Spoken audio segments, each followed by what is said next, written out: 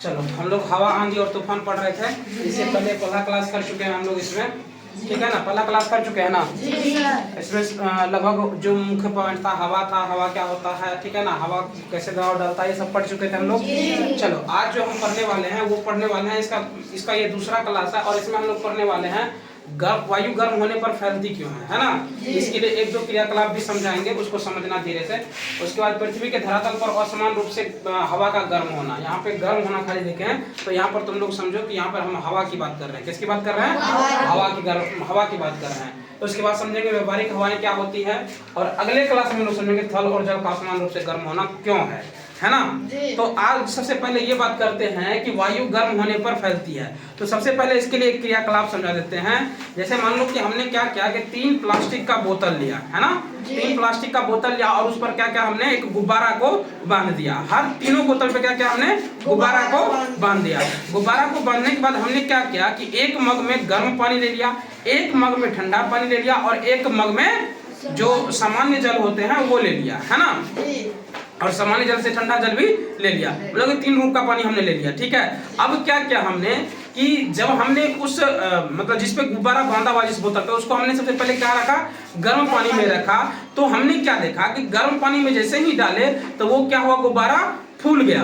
और जैसे ही हम उसको फिर से ठंडा पानी में डाले तो वो क्या हुआ, गुब्बारा पिचक गया। इससे हमको ये समझ में आया कि गर्म होने पर जो उसके अंदर की हवाएं थी वो क्या हुई, फैलने लगी। और जैसे ही उसको फिर से दोबारा ठंडा किया गया तो वो हवाएं क्या हो गई, अपने स्थान पर पहुंच गई और वो गुब्बारा पिचक गया, है ना। इसके लिए एक और हम क्रियाकलाप बताते हैं जो तुम घर पे कर सकते हो। जैसे हम लोग कागज का कटोरा बनाते हैं ना, कागज का कटोरा ले लेंगे, ठीक है ना, कागज का कटोरा ले लेंगे और क्या करेंगे, उसके चारों जो छोर पे है वो धागा बांध करके हम तराजू की तरह लटका देंगे, ठीक है, दोनों तरफ से। अब हम क्या करेंगे कि इसको इतना दूर पे लटकाएंगे ताकि नीचे अगर मोमबत्ती जलाएं तो वो जले ना, है ना। तो उसके बाद क्या करेंगे, एक साइड पे हम क्या करेंगे, मोमबत्ती जला करके नीचे रख देंगे।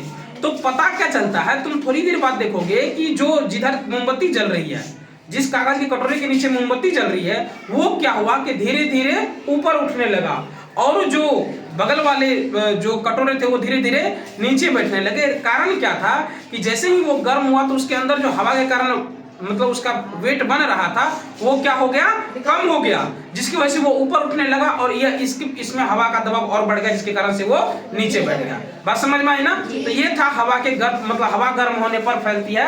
इसका एक ये लाइव एग्जांपल है जिससे तुम लोग समझ पाओ, उसको रिलेट कर पाओ, ठीक है। अब है कि वायु गर्म होने पर फैलती है। इसके लिए 2-3 मुख्य पॉइंट क्या है कि हवा का वेग बढ़ने के साथ वायु दाब घटता है। जैसे ही हवा का वेग बढ़ेगा तो क्या होगा, वायु दाब घट जाएगा। दूसरा है गर्म हवा हल्की होकर ऊपर उठती है। जैसे तुमने देखा होगा कि धुआं भी, जब धुआं तो गर्मी होती है ना, एक तरह से गर्म हवा ही है, वो क्या होगा, ऊपर हमेशा ऊपर की ओर उठती है। क्यों ऊपर की ओर उठती है? क्योंकि हमको ये बात पता है कि वायु गर्म होने पर क्या होती है, फैलती है और ऊपर की ओर जाती है। जैसे हमने कागज के कटोरे का एग्जांपल लिया था, है ना। तो इससे ये बात हमको समझ में आती है। अगला पॉइंट है कि जिस स्थान या क्षेत्र की वायु गर्म होने के कारण ऊपर उठती है उस स्थान का वायु दाब कम हो जाता है। जिस भी स्थान या क्षेत्र की वायु गर्म होने के कारण ऊपर उठती है, मान लो कि यहाँ पर घुरा लगा दिया हम ना, लगा दिए। अब क्या हुआ कि यहाँ का वायु दाब गर्म हो गया, यहाँ का वायु क्या हुआ, गर्म हुआ, तो वो ऊपर की ओर उठेगा। जैसे ही ऊपर की ओर उठेगा क्या होगा, उस स्थान का वायु दाब कम हो जाएगा, उस स्थान की वायु दाब क्या हो जाएगी, कम हो जाएगी और अन्य जगहों से हवा वहां आने लगती है। अब जैसे ही गर्म होने के कारण वहां का हवा ऊपर उठा था, वायु दाब कम हुआ। अब क्या हुआ कि उसके आसपास की जो हवाएं हैं, ठंडी हवाएं हैं, उसके पास आने की कोशिश करेगी ना, आने की कोशिश तो करेगी ना। तो वहां पर आकर के वहां का वायु दाब फिर से क्या कर देता है, नॉर्मल कर देता है ना। गर्म होने पर हवा फैलती है जिसके कारण वो विरल हो जाती है। जैसे ही गर्म होने के कारण क्या होता है, वायु फैलती है और वो क्या हो जाती है, विरल हो जाती है ना। अतः वह ऊपर की ओर जाती है, इसलिए वो क्या होती है, ऊपर की ओर जाती है। और हमारा धुआं ऊपर क्यों उठता है, इसके पीछे भी यही कारण है ना। धुआं ऊपर क्यों उठता है, इसके पीछे भी यही कारण है। क्या कारण है, तो जब गर्म होने पर हवा फैलती है तो उसके कारण क्या होती है, वो विरल हो जाती है ना। अब है पृथ्वी के धरातल का असमान रूप से गर्म होना। इसमें भी हमने 1-2 पॉइंट लिखा है, जितना तुम्हारे बुक में उतना ही लिखा है, उससे ज्यादा नहीं लिखा है हमने। तो भूमध्य रेखा के निकट के वायु सूर्य से अधिकतम उष्मा मिलने के कारण गर्म हो जाती है, परिणाम स्वरूप ऊपर उठती है। जो भूमध्य रेखा के निकट की वायु है वो क्या होती है, सूर्य से अधिक उष्मा का प्राप्त करते हैं ना। सूर्य से अधिक उष्मा मिला तो वायु ज्यादा गर्म होगी, वायु ज्यादा गर्म होगी तो वायु क्या होगी, ऊपर की ओर उठ जाएगी, है ना। अब है व्यापारिक हवाएं क्या कहलाती है। तो सबसे पहले ये समझो कि पुराने जमाने में जितने भी लोग मतलब नाव चलाते थे ना, वो पतवार के होते थे, पतवार के होते थे, जिसके कारण से क्या होते थे, क्या होती थी, उनको दिशाएं देने की जरूरत नहीं होती थी। हवा जिधर चलती है, हवा जिधर की भी चलती थी, वो जहाज जो है उधर की ओर चलने लगती थी, इसलिए हम लोग उसको व्यापारिक हवा भी कहते हैं। देखो कुछ इसी तरह से लिखा है कि पुराने समय में व्यापारियों के जहाज ध्रुवों पर चलने वाली हवाओं के कारण दिशा बदलती थी और आगे बढ़ती थी, इसलिए इसे हम लोग क्या कहते थे, व्यापारिक हवा कहते थे।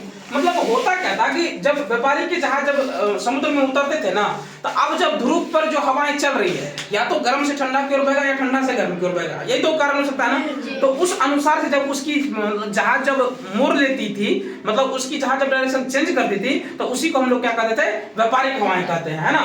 और पुराने समय में जहाज जो है पतवार वाले होते थे तथा हवा के सहारे ही चला करते थे, और पुराने समय में जितनी भी जहाज होती थी वो हवा के सहारे ही चला करती थी, ठीक है। इस वाले पॉइंट को हम लोग थल और जल का असमान रूप से गर्म होना, इसको हम लोग कल कवर करेंगे, ठीक है, और पूरा डिटेल्स में इसके बारे में जानेंगे, ठीक है। ठीक है, अगला क्लास हमारा लास्ट क्लास होगा इसका, ठीक है। फिलहाल आज के लिए इतना है।